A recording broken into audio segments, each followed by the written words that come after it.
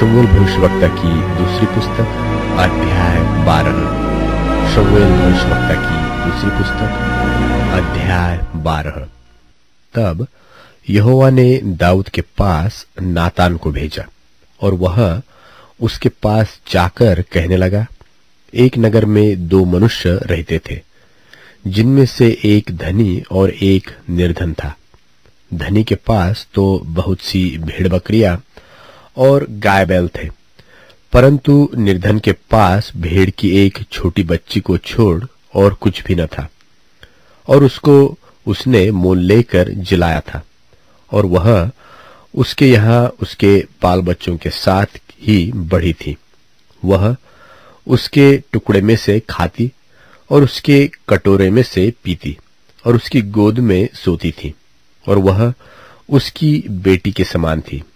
और धनी के पास एक बटोही आया, और उसने उस बटोही के लिए जो उसके पास आया था भोजन बनवाने को अपनी भेड़ बकरियों व गाय बैलों में से कुछ न लिया, परंतु उस निर्धन मनुष्य की भेड़ की बच्ची लेकर उस जन के लिए जो उसके पास आया था भोजन बनवाया।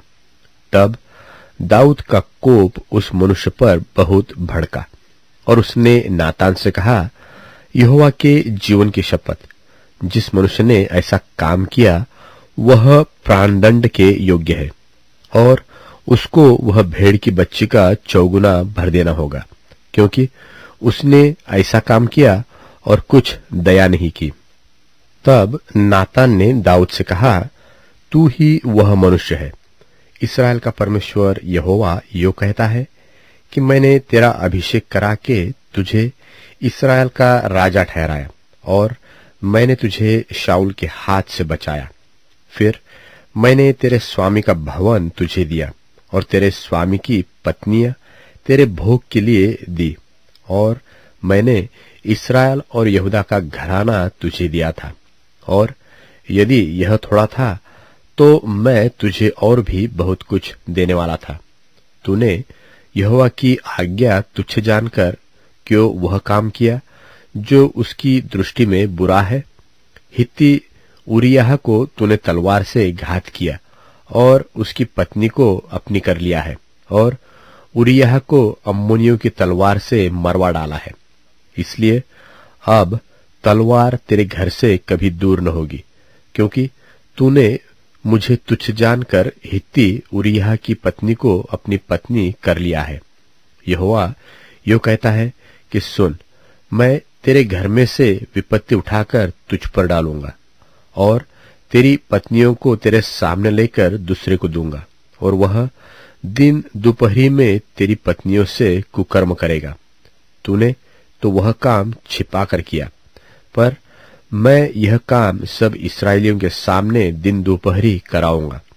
तब दाऊद ने नातान से कहा, मैंने यहोवा के विरुद्ध पाप किया है। नातान ने दाऊद से कहा, यहोवा ने तेरे पाप को दूर किया है, तू न मरेगा। तो भी तूने जो इस काम के द्वारा यहोवा के शत्रुओं को तिरस्कार करने का बड़ा अवसर दिया है, इस कारण तेरा जो बेटा उत्पन्न हुआ है वह अवश्य ही मरेगा। तब नातान अपने घर चला गया, और जो बच्चा उरिय्याह की पत्नी से दाऊद के द्वारा उत्पन्न था वह यहोवा का मारा बहुत रोगी हो गया। और दाऊद उस लड़के के लिए परमेश्वर से विनती करने लगा और उपवास किया, और भीतर जाकर रात भर भूमि पर पड़ा रहा। तब उसके घराने के पुरनिये उठकर उसे भूमि पर से उठाने के लिए उसके पास गए, परंतु उसने न चाहा और उनके संग रोटी न खाई। 7वें दिन बच्चा मर गया, और दाऊद के कर्मचारी उसको बच्चे के मरने का समाचार देने से डरे। उन्होंने तो कहा था कि जब तक बच्चा जीवित रहा तब तक उसने हमारे समझाने पर मन न लगाया। यदि हम उसको बच्चे के मर जाने का हाल सुनाए तो वह बहुत ही अधिक दुखी होगा। अपने कर्मचारियों को आपस में फुसफुसाते देखकर दाऊद ने जान लिया कि बच्चा मर गया। तो दाऊद ने अपने कर्मचारियों से पूछा क्या बच्चा मर गया? उन्होंने कहा, हाँ, मर गया है। तब दाऊद भूमि पर से उठा और नहाकर तेल लगाया और वस्त्र बदला। तब यहोवा के भवन में जाकर दंडवत की। फिर अपने भवन में आया और उसकी आज्ञा पर रोटी उसको परोसी गई और उसने भोजन किया। तब उसके कर्मचारियों ने उससे पूछा, तूने यह क्या काम किया है? जब तक बच्चा जीवित रहा तब तक तू उपवास करता हुआ रोता रहा, परंतु जो ही बच्चा मर गया त्यों ही तू उठकर भोजन करने लगा। उसने उत्तर दिया कि जब तक बच्चा जीवित रहा तब तक तो मैं यह सोचकर उपवास करता और रोता रहा कि क्या जाने यहोवा मुझ पर ऐसा अनुग्रह करे कि बच्चा जीवित रहे, परंतु अब वह मर गया। फिर मैं उपवास क्यों करूं? क्या मैं उसे लौटा ला सकता हूं? मैं तो उसके पास जाऊंगा, परंतु वह मेरे पास लौट न आएगा।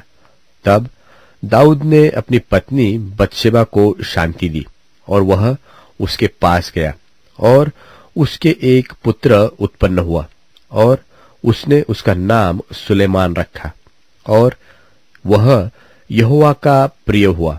और उसने नातान भविष्यवक्ता के द्वारा संदेश भेज दिया और उसने यहोवा के कारण उसका नाम यदिद्याह रखा। और योआब ने अम्मोनियों के रब्बा नगर से लड़कर राजनगर को ले लिया। तब योआब ने दूतों से दाऊद के पास यह कहला भेजा कि मैं रब्बा से लड़ा और जलने वाले नगर को ले लिया है, सो अब रहे हुए लोगों को इकट्ठा करके नगर के विरुद्ध छावनी डालकर उसे भी ले ले। ऐसा न हो कि मैं उसे ले लूं और वह मेरे नाम पर कहलाए। तब दाऊद सब लोगों को इकट्ठा करके रब्बा को गया और उससे युद्ध करके उसे ले लिया।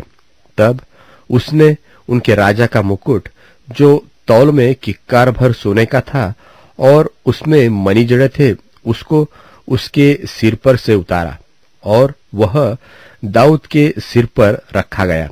फिर उसने उस नगर की बहुत ही लूट पाई और उसने उसके रहने वालों को निकालकर आरों से दो दो टुकड़े कराया और लोहे के हेंगे उन पर फिरवाए और लोहे की कुल्हाड़ियों से उन्हें कटवाया और ईंट के पजावे में से चलाया। और अम्मोनियों के सब नगरों में से भी उसने ऐसा ही किया। तब दाऊद समस्त लोगों समेत यरूशलेम को लौट आया।